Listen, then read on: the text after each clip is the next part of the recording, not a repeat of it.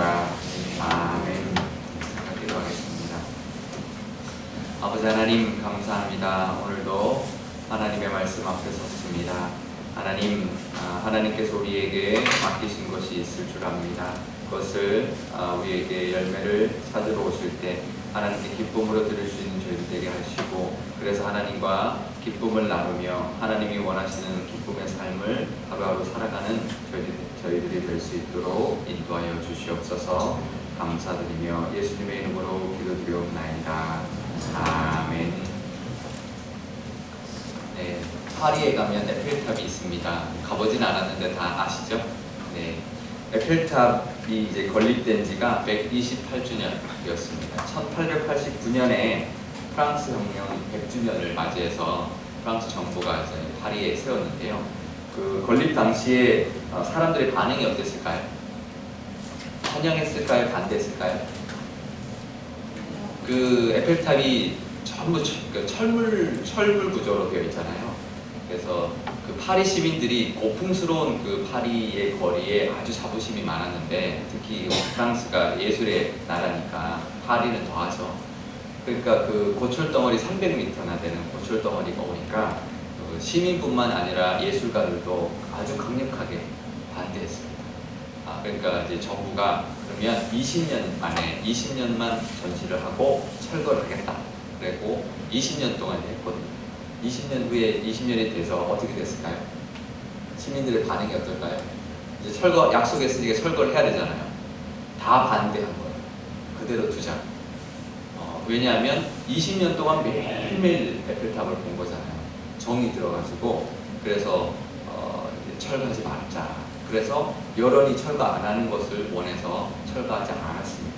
그래서 지금까지 프랑스의 랜드마크, 세계적인 랜드마크가 되었는데요. 이것을 이제 마케팅에서는 사용합니다. 마케팅에서는 뭐라고 하냐면 자주 보는 것만으로도 호감도가 올라가는 효과다. 그래서 그것을 에펠탑 효과라고 하고, 그것을 단순 노출 효과다. 그러니까 단순히 노출만 계속 해줘도 사람들이 익숙해지고, 그 다음에 그러다 보면 이제 호감도가 올라간다는 거죠. 그래서 이제 우리가 반복적으로 노출시키는 것을 이제 광고에 많이 사용합니다. 요즘에 뭐 드라마나 뭐 영화 같은데도 PPL이라고 그냥 이렇게 제품을 그냥 놓고 이제 쓰죠. 그렇게 하는 이유도 계속 우리가 보다 보면 그 제품을 마트에 가서 저절로 이렇게 손에 가게 되는 거죠. 그런 것을 이제 에펠탑 효과라고 하는데요. 신앙적으로도 에펠탑 효과가 있습니다. 죄가 그렇습니다. 죄라는 것이 처음에는 죄야 그러고 꺼리다가 계속 우리가 이제 거기에 노출되다 보면 이게 무뎌지기 시작하죠. 죄가 무뎌지기 시작하고 익숙해집니다. 그러다 보면 나도 죄에 빠지게 되고, 그러다 보면 계속 이제 죄를 짓게 되는데요.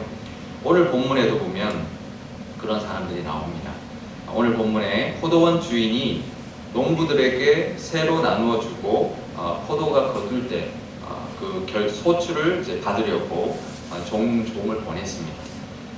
근데 그 종을 때려서 돌려보냅니다. 이제 했던 농부들이 지금 이제 농부들이 종을 때려서 보내고, 한 명 더 보내도 또 그렇고 3명씩 보내도 그렇게 해서 돌려보내는데, 포도원 주인이 아들은 보내면 아들은 그렇지 않겠지, 아들은 존대하겠지, 잘 대해주겠지 그랬는데, 오히려 아들이다, 포도원의 아들이니까 상속자니까 이 아들을 죽이면 이 포도원이 오리게 되겠다. 그리고는 포도원 주인의 아들을 이제 죽여버렸다. 이제 그렇게 비유의 말씀이지만 죄의 특성을 보여주고 있고, 한 번 하고 나면 또 하게 되고, 또 그 강도도 점점 강해지는 것이 바로 죄다라는 것을 보여주는 말씀인데요.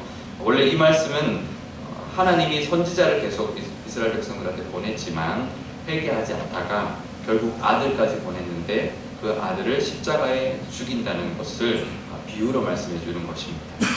근데 농부들이 왜 그랬을까요? 주인이 있는데 주인이 그 소출을 받기를 원해서 보내는 건 당연한 건데, 왜 그 농부들이 그렇게 처신을 했을까요? 왜 그랬을까요? 욕심이죠, 욕심. 왜냐하면 주인이 먼 나라를 가고 자기들이 열심히 매일매일 그 포도원을 가꾸다 보니까 착각하는 거죠. 내가 열심히 가꿔가지고 이렇게 소출이 나는데 왜 이 주인 이제 내 거라는 생각이 드는 거예요. 욕심이 들기 시작하는 거죠. 사람은 누구나 그렇습니다. 열심히 하다 보면 자기 거죠. 우리가 전세를 이제 2년씩 이렇게 살잖아요. 열심히 살다 보면 내 집 같아요. 근데 2년 지나고 나면 이제 주인이 그러죠. 내가 주인이다. 전세값 올려라. 올려줘야 되잖아요. 그것처럼 하다 보면 내 것처럼 착각하게 되죠. 그러면 욕심이 생깁니다. 그래서 죄를 짓게 되는데요. 그 야고보서 1장 15절에 보면 우리가 잘 아는 말씀이죠. 욕심이 잉태한즉 죄를 낳고 죄가 장성한즉 사망을 낳느니라. 죄까지는 욕심까지는 죄가 아닙니다. 왜냐하면 사람은 누구나 욕심을 부리거든요. 칼빈이 그렇게 이야기했습니다. 날아가는 새는 어쩔 수 없다. 그러지만 그 새가 내 머리 위에 그 앉아서 둥지를 트는 것은 우리가 하지 말아야 된다. 우리가 날아가는 새는 막을 수가 없다는 거죠. 우리가 욕심은 우리가 원래 죄성이 있기 때문에 욕심은 어쩔 수 없지만 그 욕심으로 인해서 우리가 죄를 짓는 것은 우리가 막아야 된다. 우리가 하지 말아야 된다는 것인데요. 종을 때리고 소출을 차지하기 시작하면서부터 죄를 짓기 시작했죠. 폭행죄와 그리고는 이제 절도죄가 생기기 시작했죠. 그 다음에 그게 한 번, 두 번, 세 번 하고 난 다음에는 그 다음에 아들을 보냈더니 그 죄가 장성해서 이제는 그 아들을 죽이는 살인죄까지. 우리가 일반적으로 사회적으로 봐도 이 죄가 점점 심각해지는 것을 볼 수가 있는데요. 너무 많이 가버렸죠. 이게 죄의 에펠탑 효과입니다.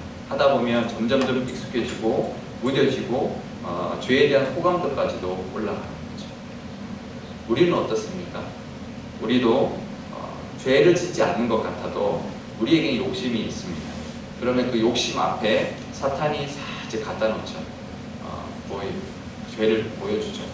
보여주다 보면, 그리고 노출시키다 보면 문화 같은 그런 얼굴로, 또 아니면 뭐 남들 다 그래, 뭐 통념이라는 그런 모습으로 죄를 우리 앞에 갖다 놓습니다. 그래서 살다 보면 이렇게 세상에서 우리가 일주일을 살다 보면 죄에 계속 노출이 되죠. 그러다 보면 우리도 죄를 짓습니다. 한 번 걸려들면 또 하게 되고 또 하게 되고 점점 강도도 더해집니다. 그럼 우리는 어떻게 해야 될까요? 그것을 막을 수 있는 방법이 있습니다. 하나님이 만들어 주셨는데요. 그것은 욕심이 생길 때, 죄가 우리 앞에 이제 다가올 때 우리는 십자가를 바라봐야 합니다. 십자가가, 제가 이 말씀 묵상하면서 십자가가 하나님이 주신 에펠탑이구나.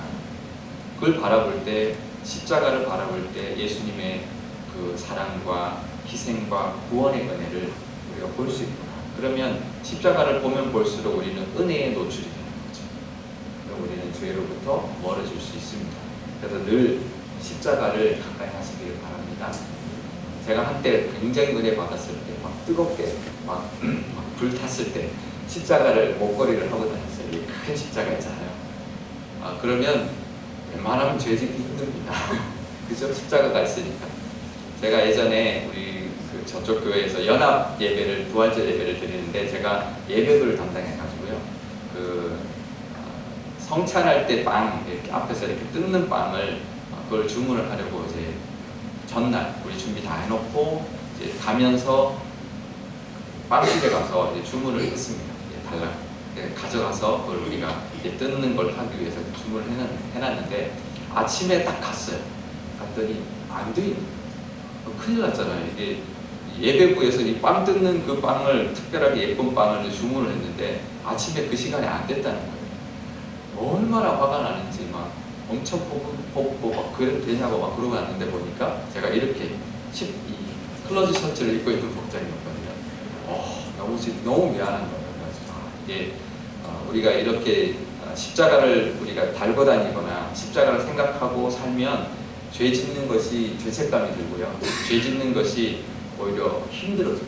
십자가를 늘 바라보면서 십자가가 하나님이 주신 에펠탑이다, 은혜의 에펠탑이다 생각하시고 늘 십자가로 가까이 가시고 십자가를 가까이 하심으로 죄와 멀어지는 그런 저와 여러분 되시기를 바랍니다.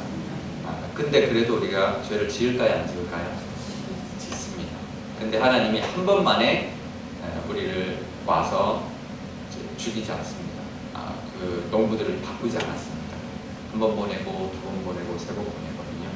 하나님은 그렇게 계속 우리에게 기회를 주시고 인내하시는 분이십니다.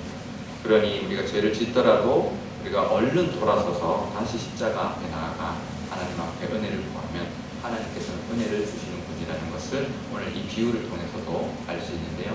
그 은혜를 누리고 사시는 저와 여러분 되시길 축복합니다. 그런 교회가 될 수 있도록 늘 십자가를 바라보고 십자가의 은혜가 우리 교회의 모든 것을 다 인도하고 지배하고 거기에 따라가는 그런 은혜가 우리 교회 가운데 있기를 기도해 주시기를 바랍니다. 그러면 다 같이 기도하시겠습니다. 아버지 하나님 감사합니다. 우리는 우리 속에 욕심이 있기 때문에 사탄은 그 욕심 앞에 죄를 계속 보여줍니다. 하지만 아버지 하나님께서 우리에게 보여주신 그 십자가를 우리는 바라보게 하여 주시옵소서.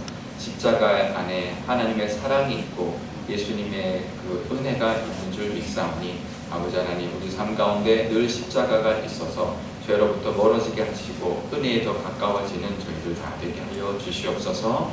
오늘 하루도 은혜로 살아가기를 원합니다. 아버지 하나님 십자가를 늘 생각하며 십자가를 바라보며 하루하루 살아가는 오늘 하루가 되게 하시고 우리 교회도 십자가 바라보며 나가는 그래서 은혜가 가득한 우리 교회가 되게 하여 주시옵소서.